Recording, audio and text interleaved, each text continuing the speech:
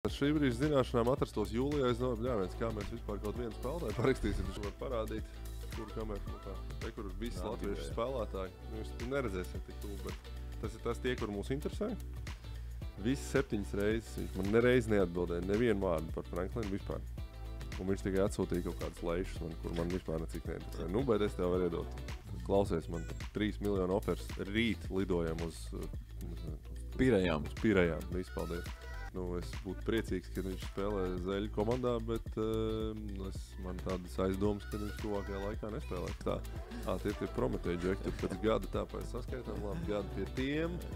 Tam piķīts nāk, nu davai, tikai jāceļ augšā. Nezinu, vai cilvēki noticēs, bet es pats sievai nopirku biedrkarti, lai viņi varētu nākt uz spēlēt.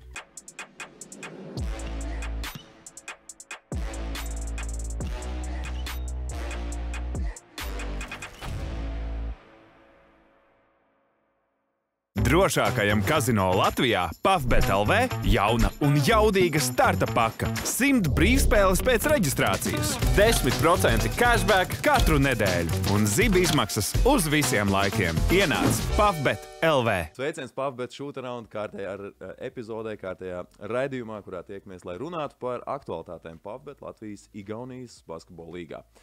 Sezona strauji tuvojas ekvatoram, un viena no komandām, kas tūlīt jau šajā brīdī, kad rakstām raidījumu, būs aizdījusi pusi spēļu šajā sezonā, ir komanda, jeb klubs, kas pirms gada šajā laikā, un vēl pat nepilna gada, nebija tapis pat idejas līmenī, nemaz nerunājot par kādām fiziskām vai juridiskām formām, kādā tas ir šobrīd.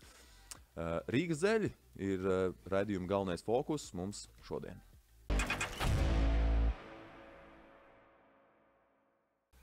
Nu, kur nu vēl labāks Zeļu eksperts, kā kluba ģenerālmenedžers Artūrs Šenhovs. Čau, Artūr. Čau. Liekas, ka idejas līmenī jau tur pirmo reizi jau bija izskanējis jau. Pirms gada ap šo laiku. Jā. Tiešām. Novembrī kaut kādā, es nebiju pat dzirdējis par tādu ideju, es tur nepiedalījos, bet Artūrs Stalbergs ar Edgaru Buļu kaut kādā man šķiet, ka novembra spēlē pēc TTT kaut kādu jubilejas maču. Noteikti tas bija novembrī, es klāt nebiju, tāpēc es tik labi nezinu, bet tā ideja, kad klausies, ka vispār vajadzētu kaut klubu taisīt, nu, tik daudz bija izskanējis. Nu, tagad jau 14 spēles aiz muguras. Šajā brīdī, kad rakstām, nākamā ir 15. kad būs oficiāli sasniegta pussezona regulārajā turnīrā. Nu jā, nu kaus, bet, ja mēs runājam par Latvijas-Igaunijas līgu, tad 15. arī tūlīt, un var teikt, ka puse sezonas aiz muguras. Tas ir kaut kāds atskaites punkts, kurā, teiksim tā, veikt kaut kādus pirmos secinājumus par klubu darbību? Nu, noteikti, kad ir atskaites punkts kaut kāds. Nu, ņemot vērā, cik īsi ir kopējā mūsu vēsture, tad tas ir vislielākais atskaites punkts, kāds var būt līdz šim. Kas tev pašam ir bijis kaut kāds lielākais izaicinājums šajā laika posmā no, tā teikt, kluba palaišanas līdz šim brīdim? Es domāju, ka vislielākais izaicinājums jau bija palaist to klubu startā. Pēc tam es neteiktu, ka kaut kas ir gājis nenormāli grūti. Pagaidām es teiktu, ka mums viss diezgan viegli sanāk. Gan tā, lai būtu tā kā skaidrs, mums diezgan stingri ir sadalīts ar Edgaru pienākumu. Viņam ir finanses un mārketings, man ir sports. Tas nenozīmē, ka mēs nesarunājamies savā starpā par citām lietām, bet gan jau iepeldat viens otru lauciņā un dodat padomu. Es mazāk viņam, viņš vairāk man. bet protams, mums ir komanda. Mums tiešām ir komandas darbs. Tieši tādā, kad mēs rakstām, ir mums komandas tieši sportiskais mītings. Mēs viņu nokavējuši startu mazliet. Bet tas nekas nav mums tāda šobrīd. Nav mums tāda krīzes problēma, ko risināt. Tieši tik jaudīga disciplīna klubā. GMs var nokavēt. Zinu, kāpēc nebija stress, es varbūt tā neapzinājās tos problēmas. Ja es ar šī brīža zināšanām atrastos jūlijā, es domāju, bļāviens, kā mēs vispār kaut vienu spēlētāju parakstīsim, viņš kaut kādā tukšā vietā viņi jāpiesaist ir, bet mums kaut kā jau no paša sākuma viss. Es neteiktu, ka visi uzreiz nāca, bet tā. Bija atvērta ideja, jā. Katrs otrais piekrita jau diezgan ātri no tiem, kurus mēs sākumā gribējām un cilvēki ticēja, nebija tā, ka tas bija ļoti viegli viņus pārliecināt, katram tur savas metodas tika izmantotas. Starp citu, tu piedalījies arī tajā pašā sākumā, tajā palaišanas procesā, kad tev bija jābūt vienam no tiem, kurš tā kā pārliecina, ka šāds klubs ir vajadzīgs un piesaistīt kaut kādu Arī baigi viegli. Nu, kā ne, finansējuma sadaļā nē, bet tā pārliecināt, savienības daļa pārliecināt nebija grūti. Bet jūs, davai, laižat, kaut kādu vispār minimālo latiņu, jūs varat izpildīt. Nē, es tā pārspīlēju mazliet. Visgrūtākā sadaļa jau bija naudas piesaist. Tur tev daži Edgars vajadzēja detalizētāk kaut gan. Nē, bet tu tur piedalījies līdz ar to. Es piedalos arī tādos mītingos šādi, jā. Bet pie sponsoriem. Tad līdz ar potenciālajiem un esošiem. Jā. Naudas piesaist sākumā un spēlētāju piesaist sākumā. Ja, mums pirmkārt jau tas stāsts, ja mēs runājam par to grūtāko brīdi, bija viena specifiska diena. Vienkārši man ir slikta atmiņa ar datumiem un vārdiem. Bet, ja nemaldos, kaut kāds tas bija jūnijas, es pie idejas tiku pieslēdzos februārī, ka vispār nebija skaidrs, ko mēs tad darīsim. Tad, kad mums bija ļoti labs bāzes sākums, ja mums bija BCF kā sponsors gatavs jau sponsorēt Zilu gaisu. Ja pienosacījumi, ka mums tur kaut kas sanāks, tā kā, tas, es domāju, ļoti atvieglo to uzsākšanas procesu. Un tur neizskatījās, ka tas budžets būs tā tik vienkārši savācams un tā, un mēs diezgan ilgi un nopietni, vismaz man tā šķita, ar Latvijas universitāti runājām. Un 3 vai 4 dienas pirms brīža, kad mums Basketbola savienībā bija jāiet prezentēt, tā ideja, kas tad notiks. Tā kā mēs sapratām, ka nebūs sadarbība ar universitāti. Tad uz kādām 2 stundām bija tāds, varbūt, kad viss arī beidzās. Tiešām, jā, tik traki. Bet vai bez universitātes, kāpēc jums bija svarīgi to universitāti piesaistīt? Vai jebkādu universitāti? Mēs runājam tieši par Latvijas universitāti. Tā ideja tajā brīdī bija ar Latvijas universitāti apvienojot spēkus. Dalīt arī izmaksas līdz ar to, jā? Viņiem ir tomēr jau gatavs budžets, ja mēs tā ļoti praktiski paskatāmies uz to visu. Viņi funkcionē jau daudzus gadus un funkcionē ļoti veiksmīgi. Tad uz brīdi bija tāda, nebija 100% pārliecība, ka mēs pēc 3 dienām tur varēsim prezentēt kaut ko sakarīgi, bet tajā dienā bija tikšanās ar Aigaru Rostkovski, kas ir turības īpašnieks. Viņi nebija ieplānoti par to tēmu, viņš ir tirdzniecības kameras vadītājs, viņi bija ieplānoti tādā sakarā. Un tur burtiski dienas laikā viņš teica, pagā. Nav slikti, varam, daram.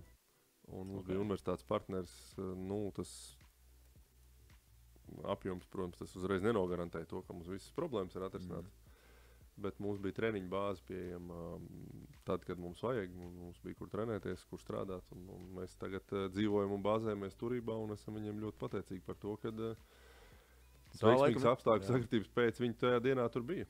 Tas bija viskritiskākais brīdis. Bet tas varētu būt vispār izaicinājums, īpaši Rīgā klubam, dabūt sev tādu pamata bāzi, kur tiešām būt visu laiku, kas būtu mājas. Labi, mēs parunāsim par mājām pa spēļu izteiksmē, bet tāda, teiksim, mājas, kur kaut vai trenēties visu laiku un kur būt un kur to inventāru var atstāt un tam līdzīgi. Tādas it kā tehniskas pamatlietas, bet kas ir ļoti būtisks droši vien. Tādā ziņā mums no Rīgas klubiem, es domāju, ir vislabākā situācija.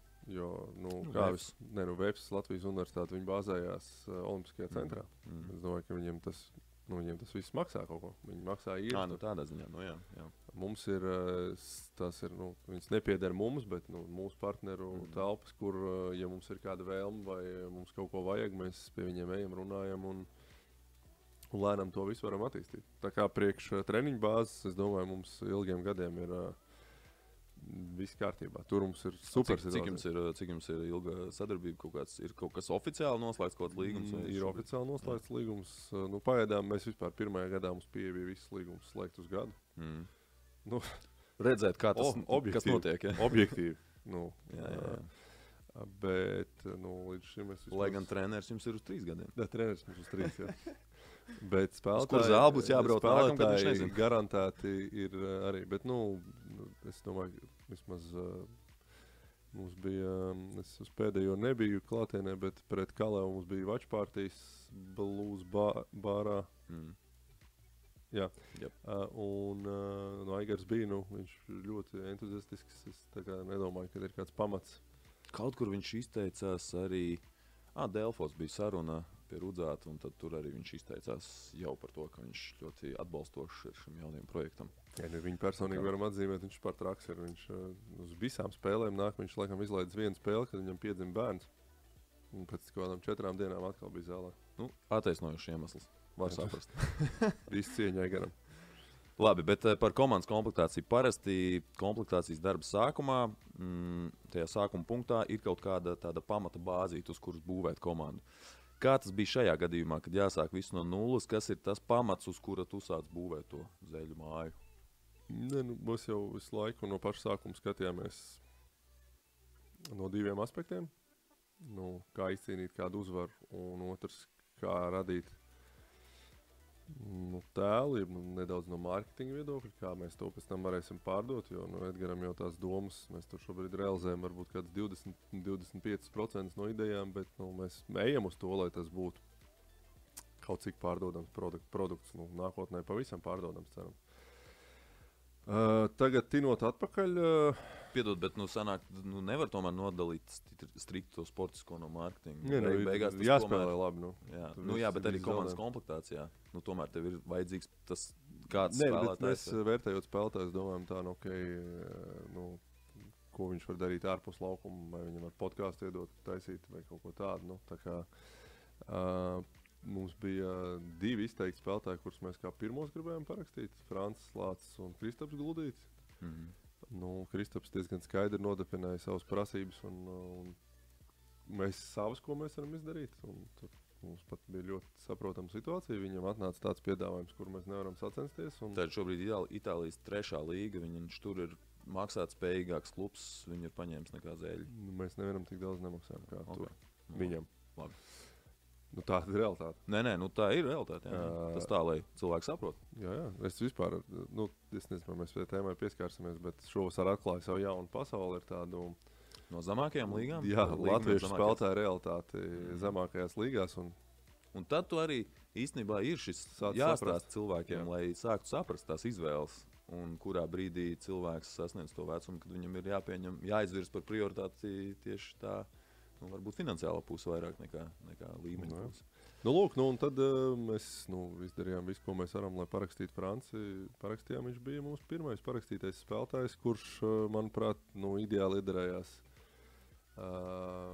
no visiem viedokļiem tajā, ko mēs gribam darīt. Laukumā viņš, manuprāt, ir ļoti labs. Viņš ir varbūt viens no vislabākajiem latviešiem, kas mums šobrīd ir visās mēdīju un sociālo mēdīju aktivitātēs.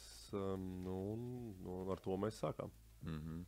Tad tā bija tā pamatbāzīte, kurš būvēt. Bet ja es pareizi atceros, tad kaut kādas runas par to, ka respektīvi sarunas ar spēlētājiem sāka notikt jau pirms vēl bija oficiāli nodibināts šī biedrība. Jā, mēs ar dažiem, mēs trenerus mēs jau sākām uzrunāt martā. Vispār mēs sākām ar treneriem. Ja tā pavisam patina atpakaļ. Tā ir bāze beigās. Mēs vienkārši kaut kā nofokusējām uzreiz uz spēlētājiem. Mēs vispār sākām ar treneriem. Arī mums bija 4 iekšējie kandidāti uz nekurieni, jo neesam vispār nevienā līgā. Sāksim ar to. Man liekas, ka 2 ir šobrīd jau komandas sastāvā. Dāvs Čoders un Juris un Braško. Kas vēl bija? Matīs Rožlapa un Mārtiņš Gulbis. 4 kandidāti, kurus mēs gribējām. Matīs, mēs nekur tālu netikām, jo kopš mēs ar viņu satikāmies viena, kā tas saucās, Bebārā apakšā. Pēc kādām 4 vai 3 dienām viņš man piezvanīja un teica, klausies, man piedāvājums no Vācijas, es braukšu strādāt tur. Super apsveicu, var arī saprast loģiski. Tā strādā šī sfēra, tur nav nekas vispār slikts, tas ir normāli. Un tad mums bija process, kur laikā bija kaut kas jāizdara, un kaut kādā veidā mēs nonācām pie Jūra un Braško, un nevar teikt, ka mēs esam neapmierināti. Jā. Par ko tev pašam bija tādas vislielākās bažas 30. septembra vakarā pirms spēles no sastāvu viedokļa? No sastāvu būvēšanas? Nebija nekādas no sastāvu viedokļa. Vienkārši tas laiks jau iet uz priekšu, un tu jau varbūt par to aizmirsti. Tātad Vasarā es, man liekas, pat preses konferencē teicu, ka es gribu uzbūvēt tādu komandu, kas ir rezultīvākā līgā un spēlē kādu nenormālu ātru un skatām un super rezultīvu basketbolu, bet jau savācot to pamatkodolu kopā, es sapratu, ka tas nebūs iespējams. Šo mērķi atstāsim citiem gadiem, jo mums ir super, es uzskatu, aizsardzības komanda. Bet 30. septembrī bija bažas to, vai mēs vispār punktus varēsim savākt. Tālmetiens arī mazliet pietrūka. Vai tālmetienu mēs vispār varam iemest tādā apjomā pietiekamā, kāds tas ir vajadzīgs modernajam basketbolam.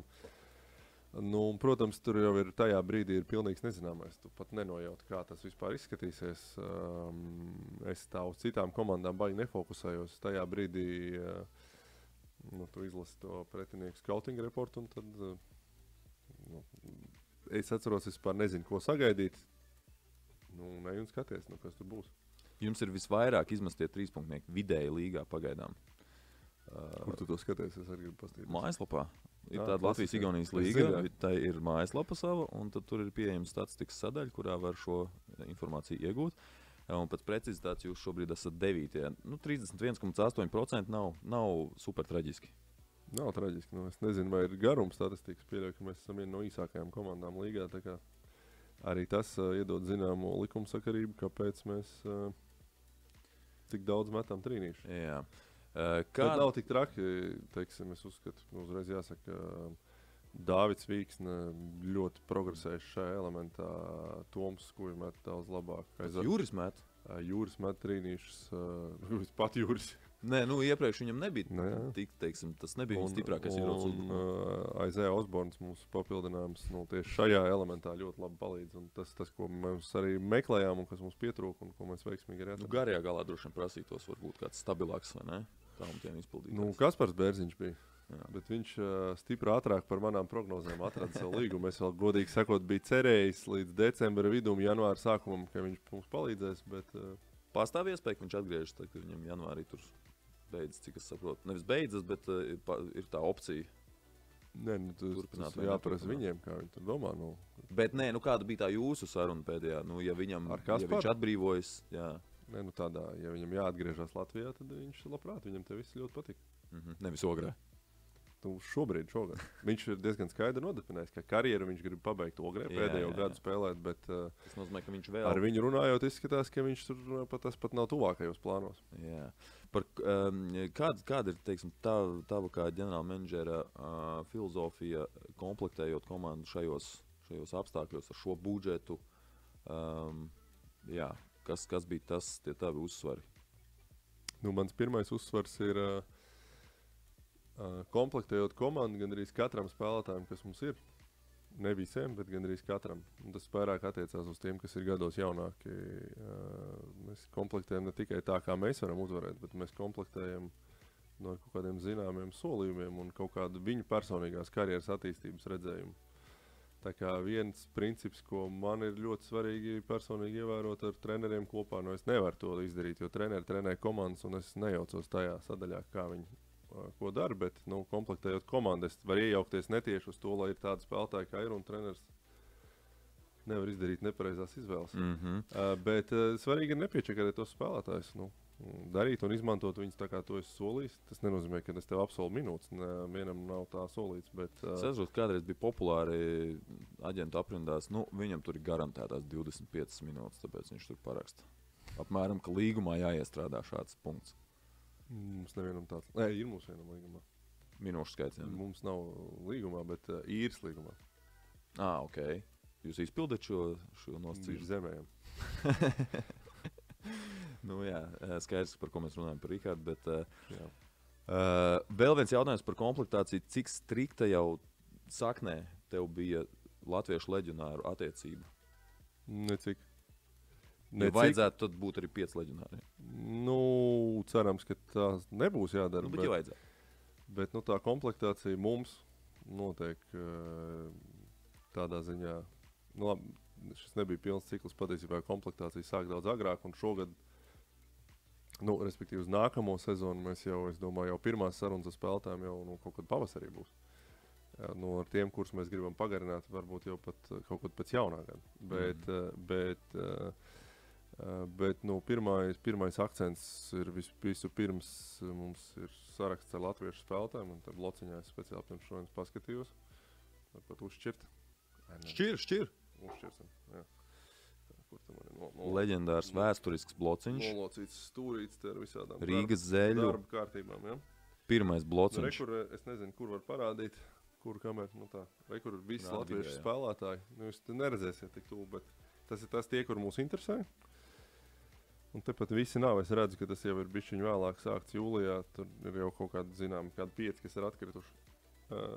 Un tad, izejot no tā, kādas tos latviešus savāc, tad skaties, okay, kas mums ir un kas mums pietrūkst. Bet vai tu vispār uzrunā tādus, kurus tu jau apzinies, ka visdrīzāk viņu finansiālās prasības ir augstākas, bet tu mēģini kaut kā citādāk viņus piesaistīt, pārliecināt? Mums aktīvs uzrunātājs ir Edgars. Uz tiem, kurus nevar dabūt. Es jums saku, tur mēs varam taisīt mītingus. Kaut kur mākoņos, ja? Tur nav iespējams šobrīd. Viņš vienkārši nedara. Viņš saka, klausies, viņš satiks, viņam piesunies, ja viņi izrunājos. Laikam nebūs, bet tā kā mēs kā komanda uzrunājam ļoti daudz. Un mūsu arī vēl viena filozofija ir par vasaras treniņiem. Mums tieši šogad notika visu vasaru, nākamgad būs visu vasaru. Tā kā treneriem ir jāsadala laika, kad viņi iet atvaļinājumos. Treneru korpusam kā tādam, un tas, ko mēs vasarā darām, un es domāju, kādā brīdī tas dos kaut kādu labumu arī mums, ir tādiem augstāka līmeņa spēlētājiem un jaunajiem spēlētājiem divām kategorijām. Mēs labprāt viņus aicinām pie sevis. Varam nodrošināt 2 mēnešus kaut vai tev, mēs varam sastādīt programmu, kā tu gribi gatavoties, un mūsu treneru korpusu vadībā, gan fizisko, gan basketbolu, tu vari visu savu vasaras darbu veikt. Un pēc tam, ja tev neiet tur ar to līgumu atrašanu, varbūt tu gribi kādu mēnesi vai 2 aizķerties pie mums. Un tādā veidā kaut ko pamainīt. Mums tur bijušas diskusijas par to, kāda jēga no tā, bet manuprāt ir liela jēga no tā. Jau pieminēja, ka bērns ir prom bija īsu brīdi.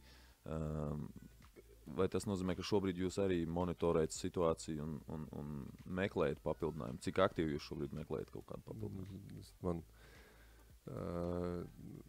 biedri, mums ir aktīvi biedri, kur gan čatā, es neesmu pats aktīvākais atbildētājs, varbūt vajadzētu vairāk, gan visos mūsu pēcspēļu un starpspēļu ballītēs man to uzdod, es biedriem izstāstīju to visu lietu, tāpēc es neredzu jēgu vai kaut ko tur slēpt. Ir kaut kāds pamatplāns vispār komplektācijā. Arī tajā 30. septembrī mums visiem kopā bija skaidrs, ok, šis mums ir, mums pietrūks tas un tas. Tā pamata uzstādījums ir, ka mēs nepanikojam un neņemam neko vienkārši, lai aizpildītu pozīciju. Nav garais, ņemam garo. Tas ir tas, kas mums šobrīd pietrūkst, viens garais spēlētājs. Ja tas būtu Kaspars, tad mums nepietrūkst nekas. Ja Kaspar nav, tad mums kaut kas cits jādomā. Un tā ideja ir tāda, tad, kad mēs tirgu redzēsim kaut ko tik tādu, kas mums liekas labs, un tas ir turklāt atbilstošajā cenā, ko mēs varam samaksāt, tad tajā brīdī mēs ņemsim. Un, ja mēs neko neatradīsim, tad mēs vienkārši šobrīd taupam naudu, un februārī varbūt paņemsim kaut ko dārgāku. Tad mēs varēsim iespējas pieaug pēc tam. Ir teiksim. Bet, zini, šādi mēdz gadīties bieži vien, latviski runājot aplaušanās, kad uz play-off piesaist spēlētājus. Tas ir lielajās līgās arī izteikti. Šādi uz play-offiem piesaist spēlētājus, kas it kā ir dārgāki, tur nezinu, no NBA tikko atlaisti vai kļuvuši brīvi no citām komandām. Bet tur jau play-offā, tur ir ļoti būtiskām jābūt droši vien un izpēti jāveic ne tikai par viņu sportiskiem spējām, bet spēju iekļauties tā ātri un pārējo spēlētāju, komandā jau esošo spēlētāju spēju pieņemt to. Ir skaidrs, ka tā ir loterija, lielā mērā. Un skaidrs, ka ir tādām komandām, kāds ir mūsu budžets. Mēs arī daudz no veiksmes esam atkarīgi. Mēs nevaram nokomplektēt 16 vienlīdz augstu līmeņu spēlētāju dziļu sastāvu. Mums tie spēlētāji dārgākie ir maz. Viņi arī ir mūsu labākie spēlētāji. Ja mums kaut kādas 2 traumas uzbrūk, mums nav tur ļoti daudz. Mēs spēlējam ar to sastāvu, kas ir. Mums ir normāli čeki, bet mēs esam atkarīgi no tāda veida veiksmēm, un tas pats arī par to spēlētāju piesaist. Es piekrītu, ka es domāju, vienu spēlētāju var ielikt, teiksim, martā vai februārī un viņi iekļaut komandā, tur paņemt 2-3 ir daudz grūtāk. Tev ir jāsaprot, kā uz to reaģēs tas spēlētājs, kuram viņš atņems minūtes. Tur, jā, un kā tas tālāk tur jau komandā? vēl ir otra problēma, nevis problēma, bet lieta, par ko ir jāpadomā, ir, es nezinu, pieņemsim spēlētājs, kur tirgus vērtība ir 5 reizes augstāka par mūsu dārgāko. Viņam nākot šeit iekšā, pirmkārt no viņa puses. Tā, kāpēc man vispār jādod būmu, kas tie tādi pa džekiem, kurus te spēlēju, man vienkārši vajag samest man 30 punktus, lai atkal viss redzams tā, jo tā ir vēl viena realitāte, ka katram spēlētājam ir komandas intereses, bet tās ir viņa karjeras arī. Un tev jāmāk atrast tas vidusceļš, kur komandas interesēm, tas ir arī komandas intereses sakrīt ar viņa karjeras vislabāko attīstības scenāriju, un tas ir ideālajā variantā. Un tāpēc ar šo spēlētāju paņemšanu pēdējā brīdī, tur ir tas.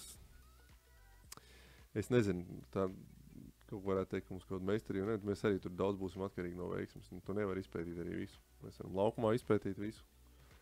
Mēs varam ievākt atsauksmes no visiem cilvēkiem, ko mēs pazīstam, bet kas uz tiem 3 mēnešiem tur notiks, tur tāpat kā tajā 30. oktobrī, mēs uzies laukumā, un tad mēs redzēsim, kas tur notiks.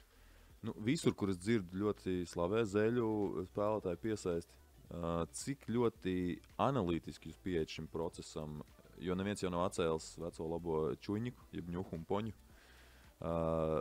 Kā jūs sabalansējat šo analītisko un tā teikt sajūtiņu par kādu spēlētāju? Uz latviešu spēlētājiem analītiku mēs lietojam, bet mazāk, jo viņi ir zināmāki. Es gribētu teikt, ka tos spēlētājs, kas mūs interesē un var iziet kaut 5 minūtes laukumā zaļa rindās, es zinu jau daudzus gadus. Nav tā, ka tur mega analītika ir jāveic. Bet uz ārzemju spēlētājiem es teiktu, ka mums ir tur visi 100% pirmā analīze ir analītika. Ir mūsu komandā Reinis Lācis, bez kura nav iedomājama vispār komandas komplektācija. Un tad, kad mēs meklējam spēlētājus, kur mēs vasarā bijām nofokusējušies uz garo spēlētāju, mūsu ideja bija, ka mums pirmo vajag garo ņemt vispār kā leģionāru. Tas bija tas, kur izskatījās, kad ir visgrūtāk atrast latviešu un atvērt. Atver, parādi. Kur vasaras saraksts bija. Kas tev tur bija sarakstiņā? Ar 10 spēlētājiem. Latvieši arī, jā, tajā sarakstā? Kur jā, sākumā tātad Reinis, godīgi sakot, izdarīja melno darbu. Viņš visu pēdējās koledžas gada spēlētājs, pēc kaut kādiem kritērijiem, uz kuriem mēs varbūt varētu aizsniegties. To mēs arī kalibrējam īsti nav skaidrs, ko mēs tur varam dabūt. Reinis tur 100 džekus izskatīja. Mums bija konkrēts uzdevums. Es viņam saku, Reini, mums vajag džeku ar tādām stiprākām īpašībām, meklējam. Tad viņš iedod garu sarakstu, un tad mēs kopīgi sēžam, skatāmies highlights, kas mūs vairāk ieinteresē, varbūt bišķiņu vairāk. Pēc tā analītiskā profila spriežam un pieliekam 5% sajūtiņu un sastādījām savu top 10. Un tad mēs sākam ar 1, 2, skatāmies, ko ar to var darīt. Ja tas atsaka tur nav, tad ejam tālāk. Beigās mēs nevienu no tā 10 nedabūjam. Bet tas process tā notiek. Pat tie bija visi koledžu? Šie visi ir koledžu džeki un laikam viens te ir, kas ir spēlējis 1 gadu kaut kur Somijā. Un tad mēs te intereses pēc pasakojam, kā viņiem iet. Labi, bet koledžu džeki ir koledžu džeki. Pirmā divīzijas piedāvājā visi? Nebkādas. Mums bija arī 3 no otrās divīzijas džeki, kuri... Vecākot, tas nebija atskaites punkts, kur viņš ir spēlējis. Mums vajag spēlētāju, nevis divīziju. Jā, skaidrs. Bet, es personīgi arī vairāk ticu džekiem, kas var iemest 20 punktus otrā divīzijā, bet nevis tam, kurš ir 12. džeks mega koledžā sēdējis, un man jānotic tam, ka būs kaut kas episks. Bet tie čaļi, kas jau ir uzspēlējuši Eiropā kaut kur, kas ir tā reālā latiņa, ko tāds zēļu līmeņa budžeta klubs var paņemt? Kuras līgas ir tās, no kurām var kaut ko paņemt? Tādu derīgu, reāli, kurš varētu atnest arī dot rezultātu. Tās ir, tu pieminēji Somiju. Sakritības pēc jau var no daudzām līgām. Kur Aizēja Osborns, kas pie mums spēlē, viņš pagājušajā gadā spēlēja Lietuvas līgā un šogad Grieķijā iesāk. Viņš nav mūsu... mums nevajadzētu viņu dabūt, vienkārši apstākļu sakritība tur bija tāda, ka Nu, jā, bet, ja tā realistiski mēs arī esam, mēs nevaram dabūt Somijas līgas spīdekli. Ja viņš jau Somijas līgā ir noārdījies, tas jau ir pavēlu priekš mums. Jā. Jo mēs esam vienā latiņā. Mēs, Somija, Gruzija. Gruzija varbūt ir zemāk līga. Zviedrija tāpat. Es biju šokēts, mēs papētījām no Zviedrijas un Somijas līgas, kāds skaits spēlētāji dodas uz Bundeslīgu. Godīgi sakot, labāks tramplīns par Latvijas-Igaunijas līgu. Tas skaits spēlētāji, kas paceļās uz lielajām līgām, ir lielāks. Pataisno. Tā kā mēs esam tajā barības ķēdes apakšā. Mums ir pašiem pirmajiem jāizrauk tas dimants. Jā, mēs jau iepriekš, tad, kad Žanis viesojās, arī pagājām cauri tām vasaras pārējām, kas notika no Latvijas-Igaunijas līgas uz citām līgām. Tikai Šiliņš un Zoriks. Un Zorikam, protams, jāņem vērā, ka tas ir Vefs, kas vēl spēlē Čempionu līgā. Zviedrijas gadījumā tur nav neviens Čempionu līgas komandas. Tāpat viņi ir. Vefs ir tādā ziņā labākais atspērienu punkts un Kalevs, jo, ja tev ir kombinācija... No Kaleva Konančūs galā uz ACB pataisno aizbrauc. Jā, tā kā, bet... Kovļārs pat, jā. Kovļārs, jā. Es domāju, pa ko tu tad runā. Konančūks vasarā aizbrauc uz Granadu. Tā kā, jā. Jā, es pieļauju, ka smagākais darbs tev ir startsezonā. Kas notiek sezonas laikā ģenerāla menedžera pierakstu blociņā? Mēs šobrīd sapulcē par to tiek spriests, bet es jau zinu, par ko mēs runājam. Monitorējam to garo spēlētāju situāciju. Es neteikšu priekšā, ko mēs skatāmies, bet mums ir savs iekšējais algoritms, no kurienes mēs pētam. Un, ja kādā brīdī uzradīsies tas maģiskais čalis pa maģisko ciparu, tad viņš papildinās mūsu komandu. Pagaidām pie apvēršana nav.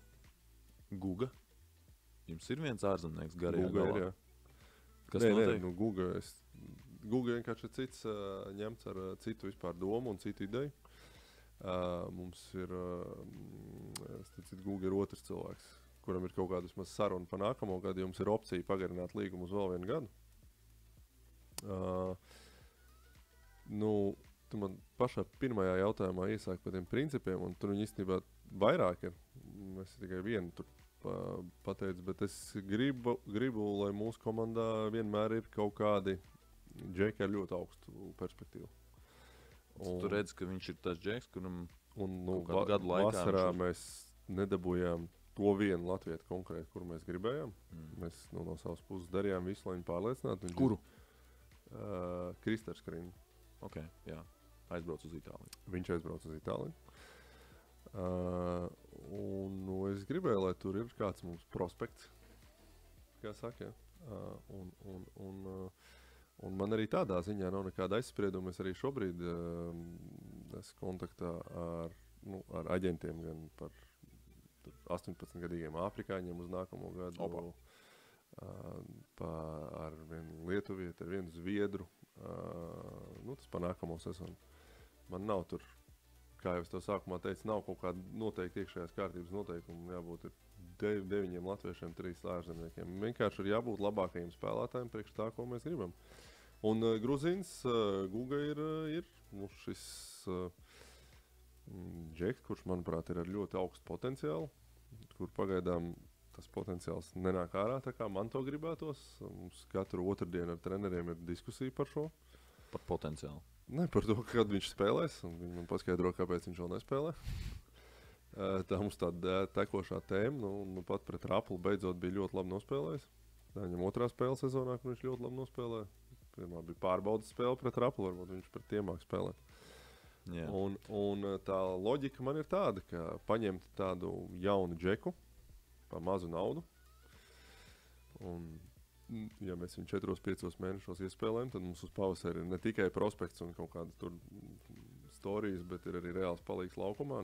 Ja mēs neiespēlējam, tad mēs, diemžēl, esam iztērējuši kaut kādus eiro. Yeah. Un otra lieta, viņš ir vienīgais džeks, kuram ir līgumā NBA pārēj. Es pirms sezonas teicu, ka tā ir 1% iespējamība, ka viņi nodraftē, viņš aizbrauc uz NBA pēc šī gada. Tagad es jau gribētu samazināt šo iespējamību. Bet, ja viņš tiek uz NBA, tad nākamā gada budžets mums ir rokā. Ok, tad mēs varam aptuveni spriest, ar ko jūs rēķināties. Nē, tas ir maksimālā atļautā 750. Ne vairāk par tādu. Vairāk? Man liekas, ka 850. Bet Nu, tur ir tā 850. ierakstīts ar vārdiem, jo viņas staigā no gadu uz gadu, kad maksimāli atļautā NBA izpirkuma maksa. Labi, kaut kāds vispārējais atziņas par ģenerāla menedžera darbu Latvijas, jāsaka, kā ir droši vien vidusmēra klubā, tā mēs varam saukt Zeļu šobrīd. Pēc tāda sportiskā līmeņa noteikti, jā. Kā atšķiras iedomas no realitātes? Es jau, nav tāda baigie šoka man tādā ziņā, ka tā man debija vai pirmo reizi ģenerāla menedžera funkcijā, bet tā pie basketbola jau visu dzīves palielam. Atšķirības ir varbūt tieši par to, kas ģenerāla menedžerim jādara. Tur no tās manas iztēles vasarā kā būtu jādara. Varbūt ir kaut kādas lietas, kuras nevajag vispār darīt. Ir kaut kādas lietas, ko es vēl mēģinu saprast, ir vispār kādai ir jābūt komunikācijai ar spēlētājiem.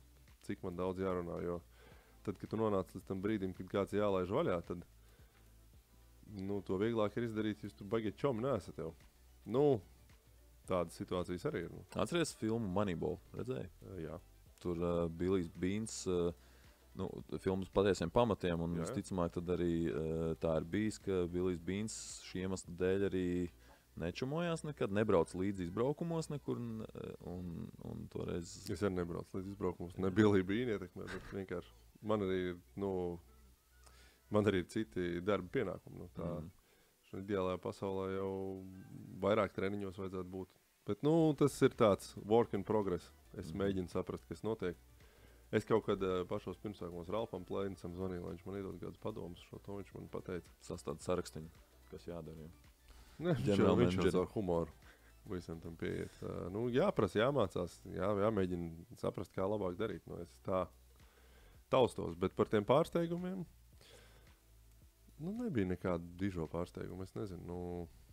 Es saku, mums varbūt pārāk labi šobrīd. Kā ar aģentiem sadarbība? Normāli. Tā. Ļoti normāli. Ar visiem aģentiem sadarbojamies.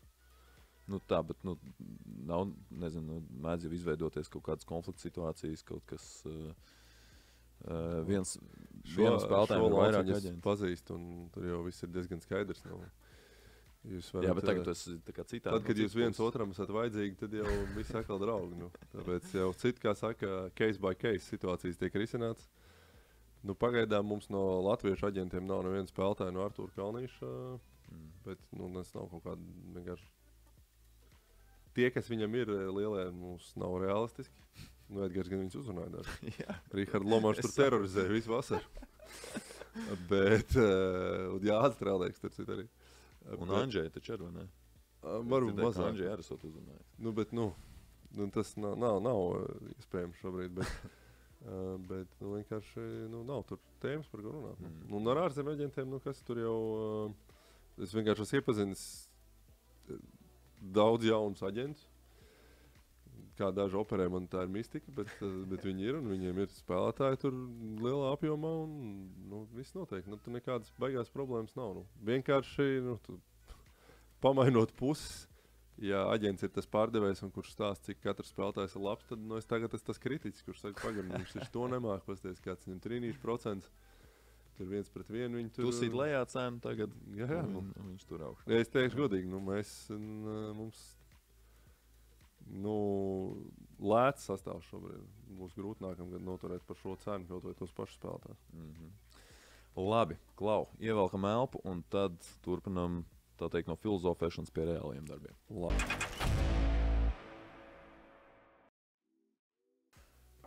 Jā, tātad Zeļi, brīdī, kad mēs rakstām raidījumu, ir izcīnījuši 10 uzvaru 14 spēlēs, un turnīra tabulā atrodas 3. pozīcijā. Virs gaidītā. Jā, es tieši gribēju šo prasīt, vai tas ir reāli tas, ko jūs gaidījāt pussezonā, ka jūs varētu atrasties ne tikai play-off zonā, bet pat šobrīd jau mājas priekšrocību zonā. Mēs komplektējām sastāvu un sev iekšējo mērķi pirmajai sezonai bijām uzstādījuši pacīnīties par izslēgšanas spēlēm. Gan cipari nevienmēr ir tas, kas tur ir rakstīts. Objektīvi mums ir bijis ļoti viegls kalendārs līdz šim.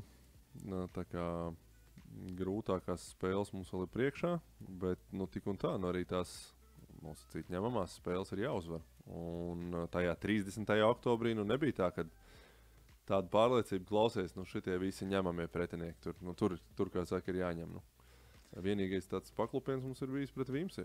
Jā, kas tur notika? Kas notika ar Vimsi? Nu, es nepāranalizēju pārāk situāciju. Lai gan Vimsi tagad izcīnījuši 3 uzvaras pēc kārtas. Viņi arī varbūt ir uz savu viļņu. Viņi ir varbūt uz savu viļņu. Tā sezona ir ļoti gara. Es neuzskatu, ka ir pēc katras spēles ir kaut kāda baigus secinājums. Tu var izdarīt. Jā, ir labākas dienas, ir sliktākas dienas. Ir reizes, ka tu zaudē kaut vai tam pašam Taltekam un tad, kad tu zaudē Vimsi. Tu gribi objektīvu. Ir 2 dažādi zaudējumi. Ir objektīvi mums tas posms, ļoti saspringts spēļu grafiks bija, un mums jau nav tas sastāvs tik dziļš. Tu vari redzēt, ka komanda, sevišķi līderi ir vienkārši mazliet jau tādi paguruši, un viņi nav tik svaigi. Un priekš mums, kur ir mūsu spēks ir fizikalitāte un izcila aizsardzībā.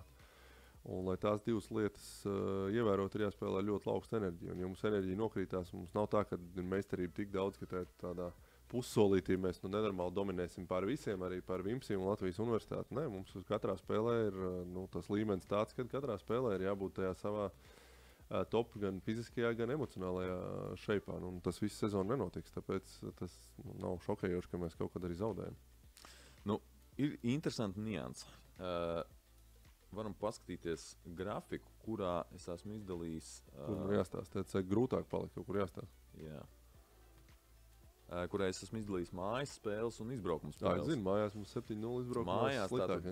Jā, tieši tā. Un ņemot vērā, ka jums nav savas mājas, ja mēs skatāmies. Aizdāt spēles. Tā, es domāju, arī mums globāli ir lielākā problēma klubam šobrīd. Bet kā tu skaidro, tā ir likumsakarība vai vienkārši sakritība, ka jūs pēdiņās mājās spēlējat 7-0 un izbraukumos 3-4?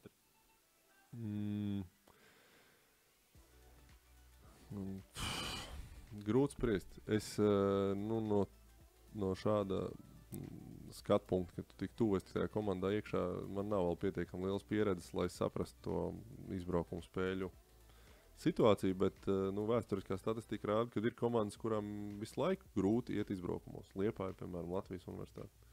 Arī gados viņiem visu laiku izbraukumā, un sevišķi Igaunijā ir daudz zaudējumu pret tām komandām, kuras it kā var un vajadzētu vinēt. Jā, Igaunijā jums izdevās tagad uzvarēt Rāplu tajā pēdējā spēlē. Otru objektivitāte ir tāda, tur izbraukumā ir Prometējs, izbraukumā ir Kalevs. Es domāju, ka arī mājās mums. Es būšu mazliet pārsteigts, ja mēs vinēsim. Tas nav neiespējami, bet ceļš pret Prometēju tur jauno sastāvu vēl grūtāk. Bet mēs jau nebraucam dienu iepriekš. Visās tajās zālēs ir kaut kādi skatītāji, tev ir tas autobusu faktors, ir jauna nepieredzēta zāle. Tam ir lielāka nozīme, varbūt, kur es pa kaut ko pārsteidzu. Tad mājām un izbraukumam ir lielāka nozīme, nekā es domāju, varbūt pirms sezonas. Okay. Bet tu vēl neesi atradis to vienīgu, to pareizo atbildi, kāpēc tas tā ir? Es nezinu. Godu vārds nezinu. Ja es zinātu, es tev pateiktu. Tad droši vien arī būtu mazāk to zaudējumu. Nē, tik vienkārši. Es jau savu sadaļas tā pa lielam izdarīju. Es jau ietekmētu Maskovā. Tad treneris jāsauc. Jā, kuras tu nosaukt par top 6 komandām? Mūsu līgā? Jā. 3 acīm redzamās. Tas ir Kalevs, Prometējs, Veps, Ventspils, Tartu Ogra. Tartu arī tātad, jā? Tartu jūs zaudējāt, smagā cīņā, galotnītē, izbraukumā. Talteks baigi pārliecinoši spēlē, bet mēs viņus tik viegli vinējām, es varbūt nepamatot viņus norādīt. Jā, viņi tā viļņvedīgi. Viņi sāka labi un tad mazliet piezemējušies.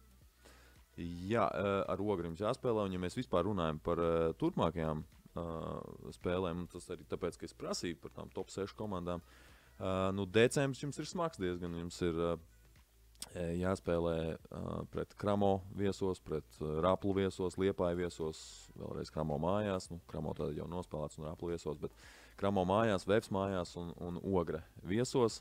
Ar kādu bilanci tu būsi apmierināts pavadot veco gadu? Edgaram patīk tas bilances skaitīt. Viņš tur uzliek tādu sev priekš seviem iekšējo plāniņu. Tā decembrī būtu labi tur. Vienkārši es prasu, tāpēc, ka šobrīd jūs esat 3. vietā tabulā, bet ja jums tas decembris nav tik veiksmīgs, jūs varat strauji krist uz leju, un tad vai tam ir kaut, vai tu paredzi, kāda būs reakcija uz to? Es cenšos lēmumus un vispār domas nemainīt, kā saka, results orientēt nereaģēt. Skaidrs, ka mums ir grūts kalendārs. Tu neesi vienīgais klubā. Kas? Ne, bet kā citiem ja tu gribi zināt, ar ko man visi prasa, ko tu dari, bet īstais jautājums, ko tu nedari. Jo sevišķi sezonas sākumā, es esmu ļoti daudz ieteikumus par spēlētājiem noraidījis un sapulcēs argumentējis, kāpēc mums nevajag spēlētāji tieši, nevis otrā virzienā. Bet man ir galvārds, tas bija mans vienīgais nosacījums ar Edgaru, ka man ir jābūt galvārdam pār treneri, pār jebkuru spēlētāju izvēlē. Un es vismaz ceru, ka mēs nevērtēsim pēc uzvarām vai zaudējumiem, bet pēc tā satura. Ja saturiski mēs redzēsim, ka decembrī mums ir kaut kādas tādas ļoti būtiskas problēmas, tad, protams, ir kaut kāda risinājuma jāmeklē. Bet šobrīd, no tām komandām, kas tagad jums priekšā ir brīdī, kad mēs rakstām raidījumu, jūs vēl neesat spēlējuši ar Liepāju decembrī. Ļoti grūti spēle. Liepāja viesos un Ogre arī viesos. Ļoti grūti spēle. Šīs divas, skaidrs, ka pret Kalavu un Vēfu jūs nebūsiet favorīti, pret Liepāju un Ogri. Es pieļauju, ka tur bookmakeru vērtējumi var būt dažādi. Es domāju, ka viesos Ogrē vajadzētu būt favorītiem un pret Liepāju, tur tāds 50/50. Man objektīvi tā laikā, es nezinu. Ko teiks bookmakeri, to mēs varam viņiem uzprasīt. Jā, bet šīs divas komandas ir tās, kuras tu redzi, kā, lai būtu paliktu tajā pozīcijā, kur jūs esat šobrīd, vai vismaz tuvotos tai, ka šīs ir tās komandas, kuras jāņem. Mums tur jau uz visas spēles ir jāņem, neatkarīgi no nekā, bet, manuprāt, Liepāja Ogre ir pilnīgi mūsu līmeņa komandas. Es nejūtos, ka mēs esam stiprāki vai mēs esam vājāki. Mēs esam ļoti līdzīgas komandas. Manuprāt, no visiem Latvijas klubiem mēs VF izņem ārā no šeit vienādojuma. Es nedomāju, ka mēs nevaram nekad apspēlēt VF, bet es viņus izņem ārā un viņi objektīvi ir citā līmenī. Viņi komplektējušies, lai Čempionu līgā tiktu dala. Viņi tikko Tenerife fantastiski nospēlēja. No pārējām komandām, manuprāt, Ogra priekš mums ir visām Latvijas komandām visneērtākais matchups. Es nesaku, ka viņi ir spēcīgākā no pārējām komandām, bet priekš mums viņi ir visneērtākie, jo viņi arī ļoti fiziski, un viņi to mūsu trumpi mazliet padzēš, to fiziskumu tieši. Starp citu, Rinalds zvanīja par Nigelu Johnsonu. Jā, protams. Kādu tu viņam varēja iedot feedbacku? Es viņam godīgi arī teicu, kāpēc mēs viņu nepaturam un kur ir riski. Nigels bija vienīgais mazliet tāds sasteigtais lēmums mums. Piesaista vai atlaišana? Piesaista. Tāpēc, ka Toms Skuja notraumējās un tur uz skatu likās, ka ir ārā uz pusgadu. Mēs ņēmām spēlētāju, kur, manuprāt, kas ir lielākais izaicinājums varbūt tur sportiskajā pusē, ir tur varbūt pat jābūt tādai tā kā iztēlē, tā kā mākslas darbam par to sadarību, kā tie spēlētāji tur turās kopā un kā viņi laukumā kopā izstās. Un Nigels, manuprāt, ļoti meistarīgs spēlētājs un sagādās mums liels problēmas nākotnē, bet tajā brīdī, ja mums visi ir veseli, es nevarēju iztēloties to sadarību. Treneri redzēja, kā viņi to saliks kopā, kā tie spēlētāji kopā atradīsies laukumā un papildinās viens otru, bet tas nenotika ļoti īsā laikā. Jā, bet tas bija īsts laiks. Nebija tā, ka treneri prasīja iedot vēl nedēļu. Nē. Treneri arī, galvenais treneris arī diezgan ātri sajūta, ka viņi nelīmējās kopā tie džeki. Un mēs diezgan ātri pat nepagāja tas mēnesis. Ja jāsaka godīgi, tas nav, droši vien vajadzēja dot ilgāku laiku spēlētājiem savu pierādīt. Ja mēs ideālajā pasaulē dzīvojam, bet, ja mums ir pārliecība, ka nav, tad nav. Un, mēs viņam diezgan laicīgi. Es uzskatu, ka mēs arī ļoti korekti rīkojamies, kas man svarīgi ir jaunam klubam izveidot tādu korekta kluba. Nav tā, ka mēs ļaujam sev kāpt uz galvas, bet kā mēs zinājām, ka mēs viņu negribam, tā mēs viņu teicām, tu vari sākt strādāt aģentu. Varēja mēs daudz brutālāk ņemt un pienāk 30. diena aizsūt vēstuli un viss. Tev nav nekāda riska aizies pie konkurentiem, kā šoreiz ir noticis. Es domāju, ka Nigels mums vēl sagādās liels problēmas, un Rinalds man zvanīja, un es viņam teicu, viņš, manuprāt, neiedarās. Mūsuprāt, neiedarās mūsu komandā. Un mums ir mazliet bail par to viņa kāju, kur viņam viena kāja ir acīm redzama tievāka par otru. Viņam bija pagājuši gadu ļoti nopietna autoavārija. Rains Veidemans visu karjeru spēlēja. Es neesmu burvis, bet tās bija divas lietas, kas mums nobiedēja. Kad uz 9:10 vakarā Rinalds man zvanīja, to prasīja, neatceros tur vārds vārdā, bet aptuveni to ideju, ko es saku tev, es teicu arī viņam. Bet vēl īstenībā atgriežoties atpakaļ, jā, viņš izlaida gadu, jo viņam bija savainojums, bet viņš nāk no Ungārijas līgas. Ungārijas līga, atgriežoties pie tā jautājuma par tām līgām, no kuras mēs varam ņemt spēli, no kuras šie vidusmēra klubi var atļauties. Nē, tur maksā vairāk naudu. Tad Ungārija, Rumānija, tas ir labi, mūsu līgai specifika ir viena. Mums ir Prometējs, kas ir, jā, bet ja mēs stratosfērā, tur tas ir ārpus. Tur vienam spēlētājiem ir Zeļu sezonas droši vien alga. 100%. Jā. Tad ir Vefs un Kalevs, kas ceļ uz augšu. Mums ir ļoti liels tas, citās līgās. Bet ja mēs runājam par to vidusmēru, tādiem vidusmēru klubiem. Nē, mēs no Ungārijas atkal Nigels specifisks gadījums, jo viņš tiešām gandrīz nomira, bet ir 22 punktus met Ungārijas līgā, tad ir pamats domāt, ka arī pēc gada nevaram uzreiz nevaram mēs uz viņu skatīties. Tad uz tiem, kas noārdās tādās līgās un dominē, tas ir virs mūsu līmeņa. Mēs varam mēģināt, mēs varam kādu varbūt pārliecināt, varbūt ar kādām labām attiecībām ar aģentiem vai kaut kādu personīgu pazīšanos vai kādu citu specifisku iemeslu. Piemēram,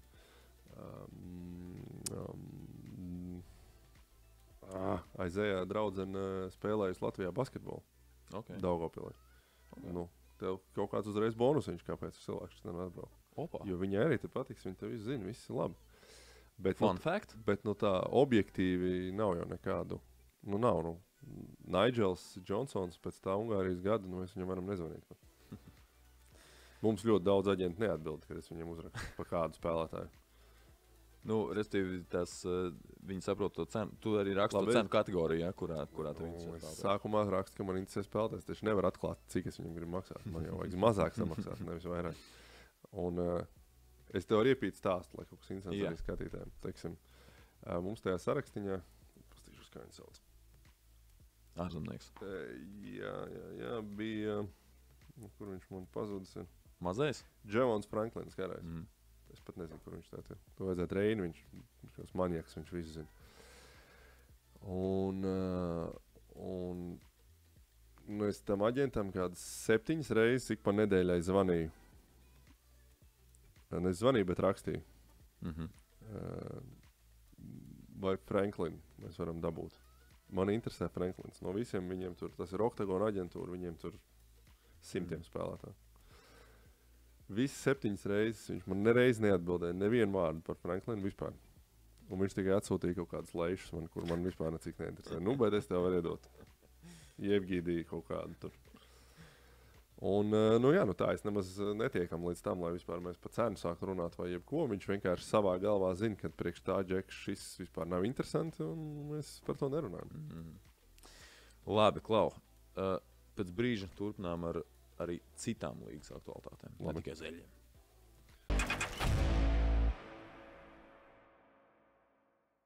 Daudz un dikti esam runājuši par Zeļiem šajā raidījumā, bet līgā jau notiek vēl daudz, kas Zeļi nav tomēr tikai vienīgā aktualitāte. Par novembra MVP, jeb vērtīgāko spēlētāju PAFBet Latvijas-Igaunijas līgā ir atzīts Linards Jaunzems. Un viņš palīdzēja basketbola klubam Ventspils uzvarēt novembrī visās 4 spēlēs. Vidēji gūstot 19,8 punktus, 9 bumbas izcīnot, atdodot 3 piespēles, 2,8 pārtvertas bumbas, viņam efektivitāte 31,5 un plus-mínus rādītājs, ja tātad viņam esot laukumā komanda iemetus gan arī par 17 punktiem vairāk nekā ielaidusi. Artur, tavs komentārs par šīs aizdītā mēneša MVP? Vasarā uzrunājām, negribēja nākt pie mums. Viņš diezgan laicīgi, manuprāt, arī parakstīja. Linards šajā līmenī ir mašīna, man īsti nav ko komentēt. Universāls spēlētājs, kas vienkārši pilda visas ailītes uzbrukuma aizsardzībā. Elitārs Latvijas-Igaunijas līgas spēlētājs. Man prognoz, ka tas viņam pēdējais gads šeit. Un arī šajā vasarā mēs viņu varēsim neuzrunāt mierīgi. Uzrunāt varēsim, bet tas rezultāts būs. Jā, man šķiet, ka tas man un arī daudziem bija pārsteigums, ka viņš tomēr salīdzinoši ātri parakstīja jaunu līgumu ar Ventspilu. Man jau likās, ka viņš šajā aizdītajā vasarā varētu spērt to nākamo soli. Ja es pareizi atceros, tur arī kaut kādi viņam jāatcerās jau vienmēr, ka spēlētāji ir cilvēki. Viņiem jau ir kaut kāda ģimenes situācijas, kaut kādas dzīves realitātes, kaut kādas vēlmes. Sievai negribās vai nepatīk, vai ir kaut kāds darbs. Viņi jau nepelna. Latvijas-Igaunijas līgā jau nepelna cilvēki tik daudz, lai klausies, man 3 miljonu offers rīt lidojam uz Pirejām. Uz Pirejām. Viss, paldies. Tā kā, ko es pa Linardu varu teikt? Es būtu priecīgs, ka viņš spēlē Zeļu komandā, bet man tādas aizdomas, ka viņš tuvākajā laikā nespēlēs. Kāds tu redz viņa ārzemju tos griestus? Jo viņš tomēr ir specifisks spēlētājs. Viņš varbūt nav pēc parametriem. Kā tu gribi algas ziņā vai līgas? Es domāju, līgu ziņā. Kur viņš varētu iedarēties, kas varētu būt tas nākamais solis viņam.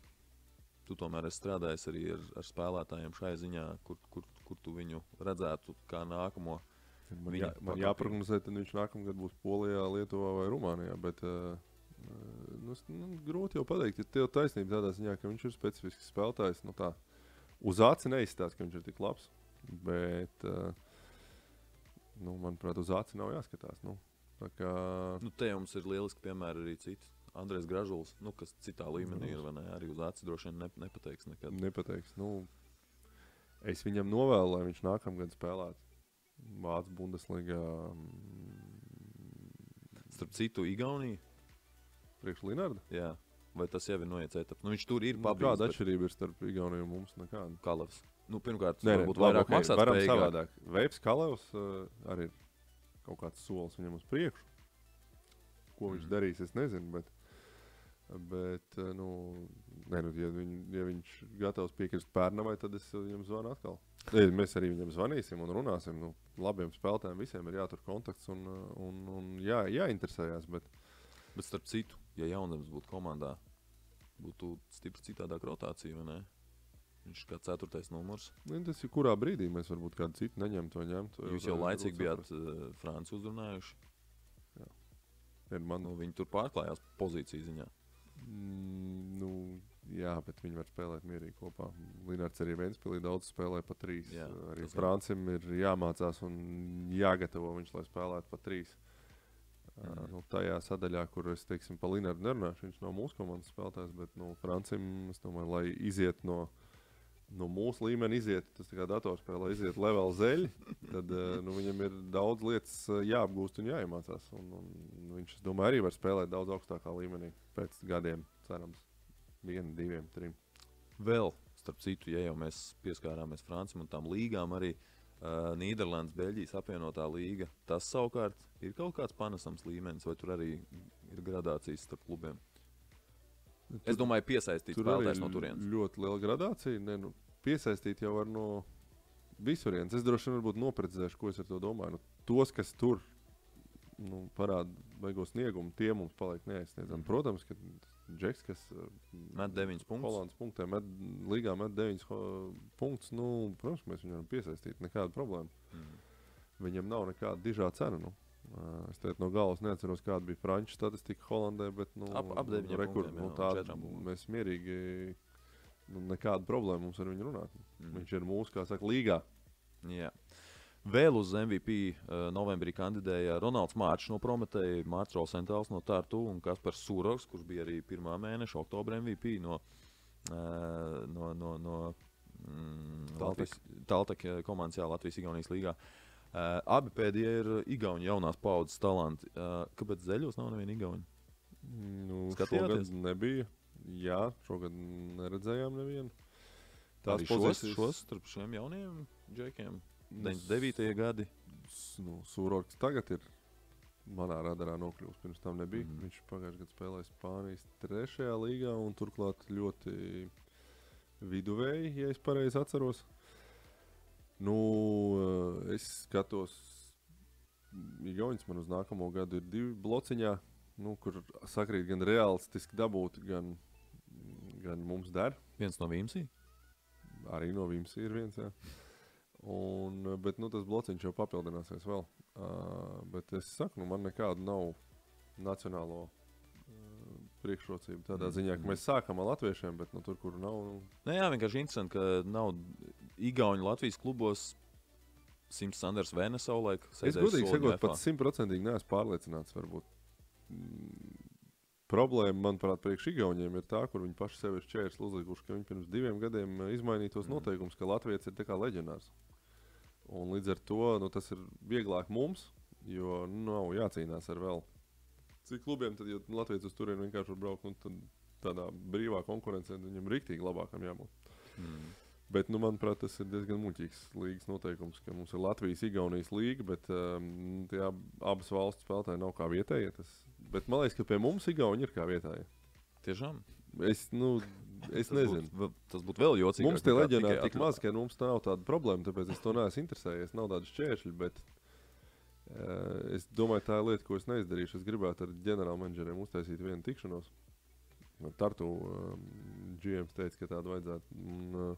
Tikt skaidrībā, jā. Un viss kaut ko ir, ka mums ir kaut kāds tēmas, ko apspriest. Priekš manis šis būtu viens no jautājumiem, kas ir svarīgs. Bet starp citu Zeļu saistībā tie būtu tikai Igauņi tādi jaunās paudzes spēlētāji vai arī kādi veterāni?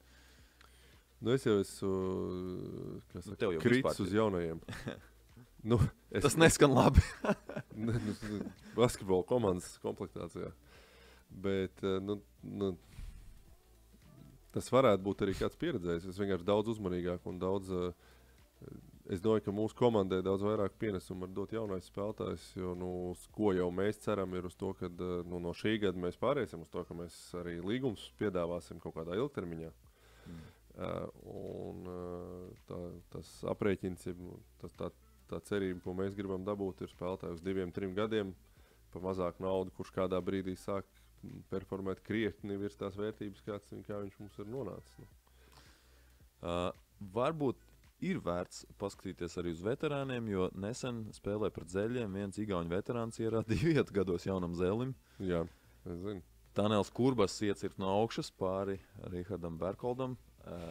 Tu biji dzīvajā klātienē? Nē, es tālāk nebraucu. Kā tev? Es biju watching partijā ar biedriem. Kas notika tajā brīdī? Mēs varam paskatīties šo epizodu arī. Nekas. Man no bērnu dienām spēlējot, no bērnu dienām ne, bet no tādiem jau 19, 20 gadiem nav bijis skaidrs tas kāpēc tik ļoti pārspīlēja šīs epizodes. Tāpēc es neko diži pats par to nepadomāju, bet Kurbas diezgan iespējīgi tur izrīkojās. Ko tu pats atceries? Tev ir kāda tāda epizode, kas spilgtāk palikusi atmiņā no taviem laikiem, kad tu tur mūsu laikos nedankoja neviens. Trojas Ostlers kaut kur. Nē, es pavisam ko citu atcerējos. Gats Jahovičs, BF kluba prezidents. Viņu daudz gadus nospēlēja jaunatnes līgā, un pēc tam arī pie pieaugušajiem mazlietiņi tur startā. Viņš jau tur devās daudz augstākā lidojumā. Bet es atcerējos, ka ja bija Gatis specifiski, un es biju tajā Kurbas pozīcijā, tur jau no laukuma centra bija jāsāk kalkulēt, kā viņu apčakarēt, lai vispār izmestu pa grozi. Jo viņš bija šajos follow-up blokos tik jaudīgs, kad man liekas, ka viņš pat Efe Džuku vienā Latvijas līgas finālā tādā pat situācijā nobloķēja, kad turklāt viņa atletisms jau bija mazliet padzisis. Atnesa čempionu titulu. Bet es atceros to, ka viņš bija tāds viens specifisks spēlētājs, kur pie centra tu jau perifērijā redzēji, ja viņi redzēja 2 metru aizmugurē, domāju, tā labi, tur es manīšu no šīs, iešu no otras puses, mošku uz 2 uzlekt, ko lai dara. Varbūt, ja es varētu uzlekt kā Kurbas, man būtu cits variants prātā, bet tā nē, man pār neviens nedankoja, es sapratu, ka tur nav jātraucē. Bet es gribu Rihardu paslavēt, tas nav nekas slikts, tev vienkārši ir jāiet uz tiem blokiem un kaut kad tu nobloķēs, kaut kad tev iedankos sajā. Es precīzi to pašu gribu teikt, jo tas nav kauns palikt šajā epizodē. Tas ir tieši otrādāk. Tu parādi, ka tu nebaidies. Basketbols ir jādara tās nepatīkamās lietas. Bet vienkārši kāpēc? Tāpēc, ka ir virkni spēlētāji, kas tomēr padomās un nelīdīs. Tur jāierēķina, jābūt arī kādam atletismam, lai mēģinātu bloķēt. Tur neviens nav jāparunā. Es tur nemaz nemēģinātu, kas tieši tur notiks. Var noskriet garām, patēlot, mēģināt izsist bumbu un it kā baigi nocensties, bet tur leikt augšā nav jāiet. Labi. Šī sezona ir īpaša ar to, ka regulārais turnīrs ar regulārām spēlēm ir atgriezies arī arēnā Rīga, un 3 reizes Zeļi kopā ar Prometēju ir jau piedāvājuši basketbola balītes, jeb tā saucamās double headers, ar 2 spēlēm vienā vakarā. Kādi secinājumi pēc šiem mačiem? Uz visiem, bet ne uz abām spēlēm. Uz vienu no spēlēm. Uz kuru tu parasti paliec? Pirmo vai otro? Uz to, ko man jākomentē. Okay. Tā labi, sorry, es nosaucu pats no jautājuma. Kāds bija jautājums? Nē, kāda secinājuma, jā, pēc šiem mačiem, pēc organizēšanas, pēc visa feelinga arēnā uzspēlēt ar tomēr tik jaunu komandu, gan jaunu tādā sastāvziņā, gan vispār klubu kā tādu. Pirms secinājumiem iet Denis Kristīņins, kurš Keilā spēlē. Viņš teica, viņš lietoja lamvārdus, viņš teica, cik neveiksmīgā laikā es satraumējos, cik gadus spēlēju šeit, Latvijā, un nekad neesmu spēlējis arēnā. Man šajā spēlē iekrīt, un es uz viņu tieši netieku. Bet viņš iesildījās, manuprāt. Viņš iesildījās un nespēlēja. Iesildījās, bet viņš nespēlēja. Jā. Es domāju, no tāda mārketinga un finanses viedokļa arī tur droši vien daudz labāk Edgars atbildēs. Es tikai varu pateikt to, ka 2 spēles padārgi izmaksāja vienu, mēs kaut ko nopelnījām. Tā Vēnspils spēle tā bija, jāatsimredzot. Tad... Jā. Bet no sportiskā viedokļa, tepat no sportiskā nav nekas tik interesants. Daudz, protams, patīkamāk ir spēlēt arēnā, un ka tur ir tie cilvēki. Tur tie 2000, tas jau ir kaut kāda feeling iegūst. Nav jau cits zāles, kur savākt tos 2000 Rīgā. Jā, mēs jau par to runājam. Tā ir mūsu lielākā problēma. Kaut kādas vispār arēna, un tāpat nemaz nevar baigi iztēloties, kur viņi varētu būt. Vienīgais variants Rīgas zeļiem ir jābūt Rīgas zeļiem vienmēr. Varbūt tā ir. Daugavpils zeļi varbūt. Jelgavas zeļi. Teorētiski mēs varam būt jebkāda zeļa. 2500 zāli Jelgavā neizmantot stāv. Es redzēju, tur futzālā pilnas tribīnes. Tieši tā. Jā, es gan, man tā zāles tāda maiguma viedokļa nepārliecina. Izlaiž to pretējo tribīnīti un tad tur iet līdz apakšai skatītāji. Ja mēs paliekam Rīgas zeļi, tad tuvākajā nākotnē nav redzams tāds labs risinājums. Basketbola mājas. Basketbola mājās. Es jau domāju, ka tur diezgan brutāla cīņa būs, kurš tur tiks iekšā. Jo ne jau es kaut kāds unikāls džeks, kurš ir pamanījis šo problēmu. Nav baigi normālās zāles. No Olimpiskajā mēs ieiet nevaram, jo tur jau spēlē visas Rīgas komandas iespējamās. Tu tomēr gribi kaut kādu savu identitāti. Ja no mājīguma viedokļa runājam, tad Olimpiskais tā. Arī tā. Gaumas jautājums, bet es tev piekrītu, man arī nepatīk. Daugavas sporta nams ir vienīgais kaut cik normālais variants Rīgā. Un drīz jau jums tur spēle? Drīz jau mums tur spēle, bet tā nav mūsu mājas zāle pagaidām. Tas būs viens no izaicinājumiem uz nākamo gadu, ko darīt. Daugavas sportam ir joprojām jāsaskaņo ar komandām, lai tur spēlētu. Nē, Daugavas sportam tur tagad centimetru atbilst, cik es zinu, nav jāskaņo nekas. Okay. Kad nākamā ballīte? Es pat nezinu. Es zinu, es tev pateikšu priekšā kalendārā šobrīd paredzēt 2 vēl, 10. februāris, kad jūs ar Vimsī spēlējat. Jā, mums tuvākajā mēnesī nav taču. Un Prometē ar Vēnspili, un tad 23. martā vēl ir Zeļi Liepāja un Prometē Pērnava. Vismaz tas ir tas, kas ir ieplānots šobrīd kalendārā arēnā Rīga notikt. Es nemāku teikt, tas ir jautājums. Kāda ir ballīte paliks vai atcelsies? Kāda ir sadarbība ar Prometē šajā ziņā? Ballīšu organizēšanā, vai tu tur arī piedalies? Mēs organizējam ballīti, mēs viņu apmaksājam. Ja ir mīnus, tad mēs samaksājam, ja ir plus, tad mēs nopelnam.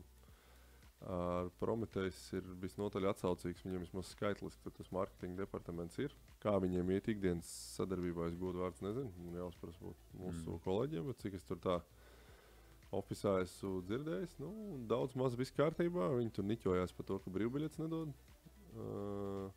Bet visādi citādi, es domāju, šai ziņā viņiem jābūt apmierinātiem. Stipri atšķirīgas filozofijas. Jūs tā kā tieši uz to biļešu mēs tieši principiāli nedodam necik. Un viņi savukārt dala biļetes. Man nezinu, vai cilvēki noticēs, bet es pats sievai nopirku biedrkarti, lai viņi varētu nākt uz spēlēm. Arī es esmu redzējis, kā fiziski Edgars nāk pirms spēles Salaspilī. Savējā. Es nezinu, kam tieši viņš pirka. Viņam ar kaut kādas tur biedrkartes ir nopirkts, bet viņš arī fiziski iedod naudu kasē un pats ieved iekšā.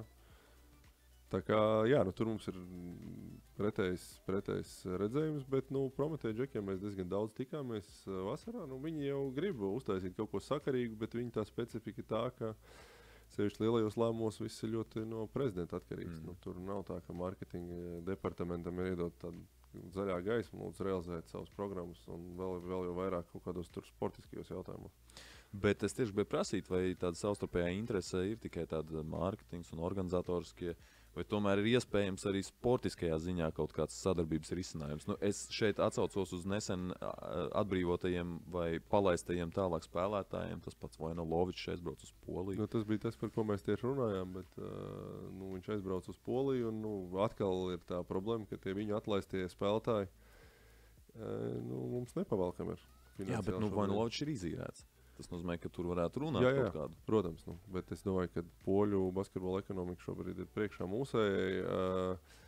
Mēs vasarā meklējām dažādas sadarbības modeļus, bet pagaidām mums tas neizdevās. Es teiktu, ka es te varu pateikt, ko es viņiem piedāvāju. Es domāju, ka tas arī kaut kas baigs slēpjams ir. Es viņiem teicu, vai jums ir kaut kādi ukraiņi, es viņiem pat sauc vārdus, kuri nākamgad teorētiski varētu spēlēt jūsu līmenī, bet jūs gribat viņus paskatīties, kaut kā sadalām izmaksas vai kaut kādā veidā piemetat mums kaut ko klāt. Tur tai algai mazliet, un mēs esam gatavi būt jūsu tāds tā kā testa poligons spēlētājiem. Jums kaut kāds amerikāns patīk, kurš jums liekas, ka varbūt ir, varbūt nav, varbūt jāiepazīst, ja jums tur tāda ilgtermiņa domāšana, bet uz amerikāņiem es tā vismaz noprotu, ka tā galīgi viņiem nav tēma. Tur vieglāk ir ņem un samaksā, ko tur taupīt, izaudzināt savējo. Tas nav baigais stāsts. Vai tur ņemt, es nezinu, pirmgadnieku, otrgadnieku un pastīties, kā viņš attīstās. Arī loģiski īstenībā. Tur tāda, man jau gribētos, tad mēs varētu pretendēt varbūt uz kaut kādu tādu augstāku kalibra. Tad jūs varbūt varētu paņemt tādu no tā sarakstiņa. Varbūt no kāds atzvanīts, pats pacelt telefonu. Kāds no Oktagona, kurš neceļ viņš tā. Tie ir Prometēji džekti, tur pēc gada tāpēc saskaitām, labi, gadu pie tiem. Pēc tam piķīts nāk. Davai, tikai jāceļ augšā šitas.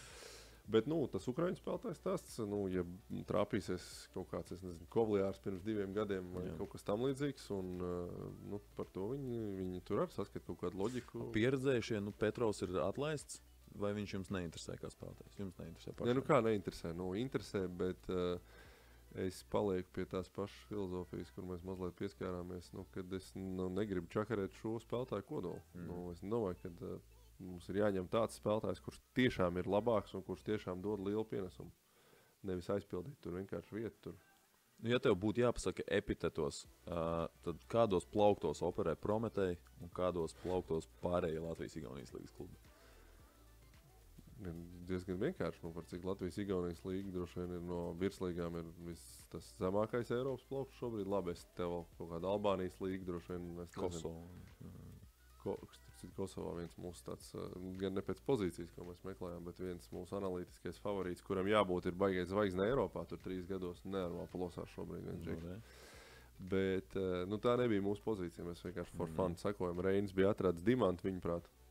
Piedāvājām Jānim Gailītam, aizsūtījām paskaties, es nezinu, ko viņš tālāk to darīja, bet acīm redzam, VFā viņš nav. Vienkārši mums interesants tāds sociālais eksperiments, cik tas mūsu analītiskais pētījums būtu labs, un viņš te spēlētu un, piemēram, forši, pēc gada Eirolīgā mau. Bet analoģija pa plauktiem. Prometējs ir otrais plaukts, tur nevis tur. Tajā, ja bārā mēs esam nevis tajā, kur visi aputējuši tās pudeles, bet kaut kāds bagāts vīrs ienāk kādu tur palūdz ieliet.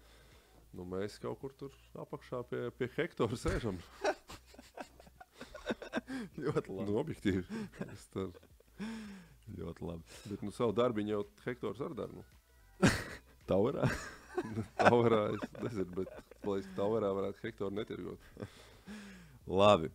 Jāvēl tev izturība, noturība, vēsts prāts noteikti. Ne tikai tev, bet arī taviem kluba kolēģiem. Jā, vēl Edgaram nevis vēsts prāts, bet noturība, izturība un viss pārējais, jo lai cik mēs labi varētu likt komandu kopā un darīt to visu pārējo, ja mums tas mārketinga un budžeta sadaļa nepildīsies, tad jau, es tur nekāds brīnums nevar izdarīt, un treneri nevar izdarīt, un tam visam ir kaut kādas savas dabiskās limitācijas. Tā kā paldies par labu vēlējumiem, bet es gribu pāradresēt pie Edgara. Lai tev skaidrs skats pieņem tos pareizos izcilākos lēmumus konsultācijas. Man nevar tik viegli nodušīt. Es ļoti pacietīgs cilvēks. Radikāls pārmaiņas šogad Zeļos nebūs. Ir ārpus kaut kādiem ārapstākļiem. Bet, tā. Jā. Paldies, ka atnācāt. Paldies jums, kas skatījāties. Noteikti dalīties savās pārdomās par dzirdēto komentāros zem šī video. Noteikti varat arī piesakot PAF Bet Latvija kanālam, lai nepalaist garām nākamo epizodi. Nākamā būs pēdējā 2023. gadā. Kas nāks? Un nākamā epizodē ļoti iespējams, ka būs saistīta ar atgriešanos kādā vēsturiskā basketbola celtnē Latvijā. Bet par to nākamreiz. Atā. Paldies!